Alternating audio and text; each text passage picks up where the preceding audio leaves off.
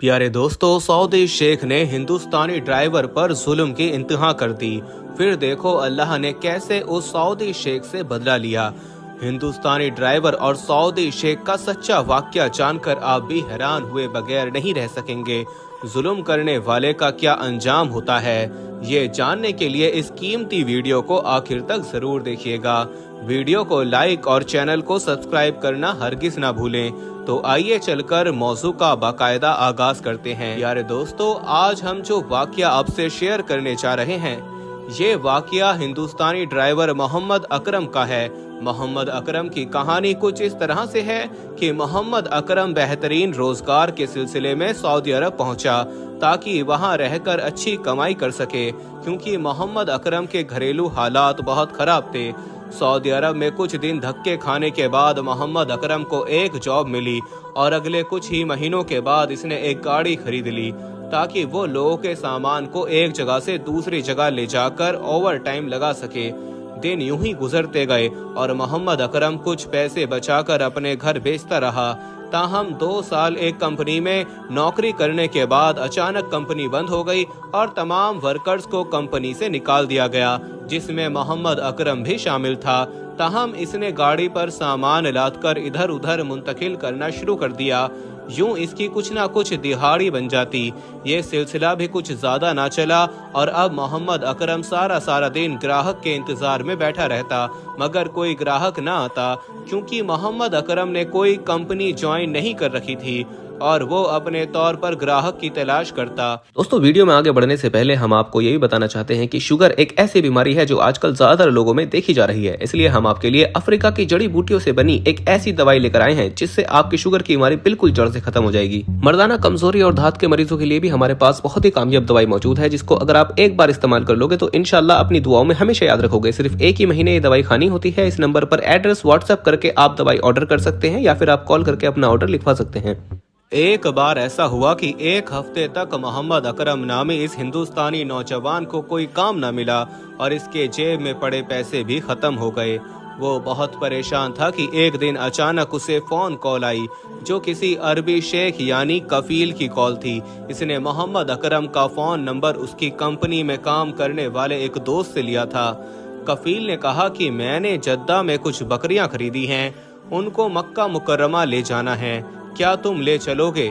मोहम्मद अकरम ने कहा ठीक है, मैं ले चलूंगा। चुनाचे दोनों का सौदा 1000 रियाल पर हो गया, यानी बकरियां एक शहर से दूसरे शहर मुंतकिल करने के 1000 रियाल तय पाए।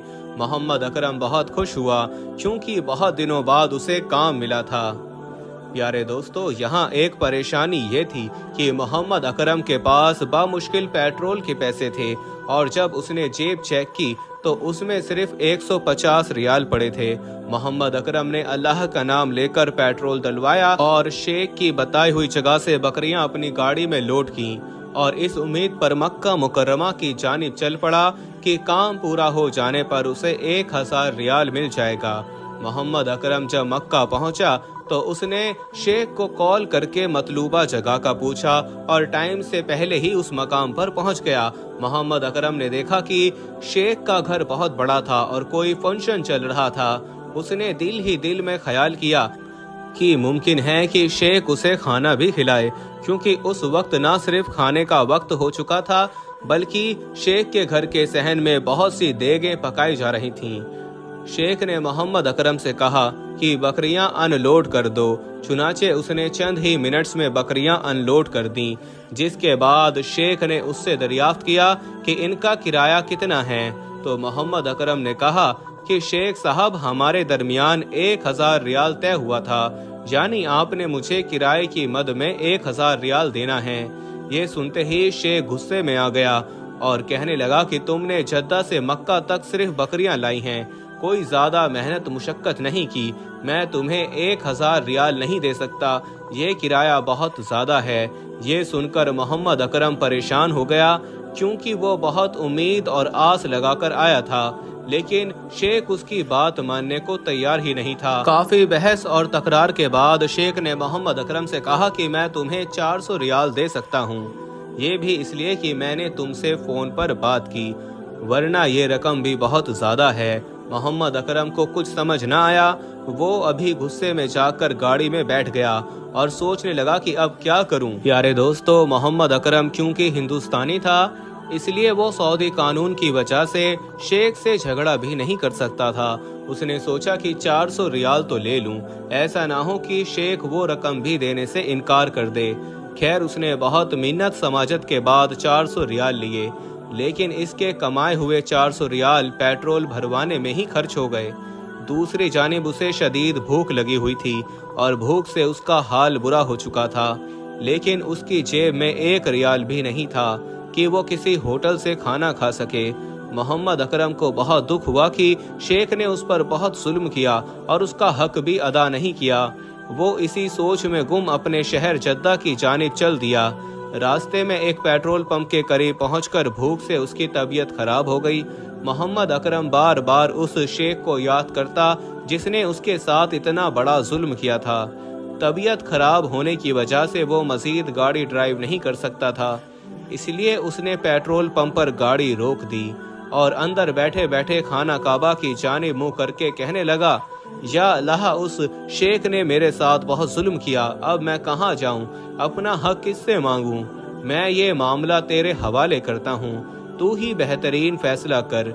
मोहम्मद अकरम बड़ी ही मुश्किल से गाड़ी से उतरा और जमीन पर बैठ गया। पेट्रोल पंप का स्टाफ उसे यूं बैठा देखकर उसके पास आया और पूछा कि क्या मसला है। मोहम्मद अकरम ने उन्हें बताया कि मेरी तबीयत खराब है और एम्बुलेंस बुलवाकर उसे अस्पताल भिजवा दिया जाए। पेट्रोल पंप के स्टाफ ने एम्बुलेंस को कॉल की।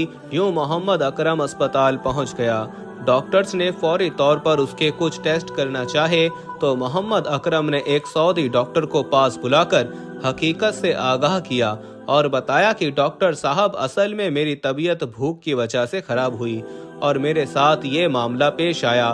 मोहम्मद अकरम ने शेख वाला वाक्य बताया तो सऊदी डॉक्टर, जो कि एक अच्छे घराने से ताल्लुक रखता था, उसने मोहम्मद अकरम से कहा कि मेरे साथ चलो।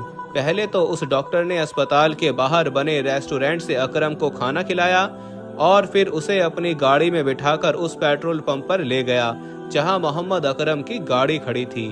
यारे दोस्तों, इसके बाद उस रहम दिल डॉक्टर ने मोहम्मद अकरम को 1000 रियाल दिए और कहा कि ये मेरी तरफ से रख लो, जब तुम्हारे पास हो तो वापस कर देना। इस पर मोहम्मद अकरम बहुत खुश हुआ और डॉक्टर को दुआएं देने लगा। वक्त गुजरता गया। अल्लाह तबारक व तआला ने मोहम्मद अकरम के कारोबार में बरकत डाल दी और चंद ही सालों में मोहम्मद अकरम 10 गाड़ियों का मालिक बन गया और उसने एक ट्रांसपोर्ट कंपनी खोल ली। इस वाक़ये के 6 साल बाद जब वो उम्रा अदा करने के लिए खाना काबा पहुंचा तो उसने इब्राहिम खलील नामी सड़क पर एक भिखारी को देखा, जिसको देखकर उसके रोंगटे खड़े हो गए। वो भिखारी कह रहा था, लोगों मेरी मदद करो, मेरे घर वाले भूखे हैं। दरअसल ये वही शेख था जिसने मोहम्मद अकरम के साथ जुल्म किया था और उसका हक खाया था। मोहम्मद अकरम उसे देखते ही पहचान गया और उसके पास जाकर उससे पूछने लगा कि क्या आप शुरू से ही भिखारी बनकर पैसे कमाते हो? जिस पर वो शेख कहने लगा कि नहीं, मेरा अच्छा भला कारोबार था। मेरे पास बहुत बड़ा बंगला और बहुत सी लग्जरी गाड़ियां थीं, लेकिन फिर अचानक सब तबाह हो गया। मुझे लगता है कि किसी मजलूम की बद्दुआ लगी है मुझे, जिस पर मैंने कभी जुल्म किया होगा। ये सुनकर मोहम्मद अकरम हैरान हो गया कि अल्लाह जालिमों से कैसे कैसे बदले लेता है। मोहम्मद अकरम ने तरस खाते हुए 1000 रियाल भीख मांगते शेख को दिए। ये वही 1000 रियाल थे जो उसे रहम दिल डॉक्टर ने दिए थे। मोहम्मद अकरम उस शेख से कहने लगा कि इन पैसों से अपने बच्चों के लिए खाना ले जाओ। इसीलिए कहा जाता है कि मजलूम की बद्दुआ से बचो, ये अल्लाह तबारक व तआला के अर्श को भी हिला कर रख देती है। जी तो दोस्तों, ये थी आज की वीडियो। आज के लिए बस इतना ही।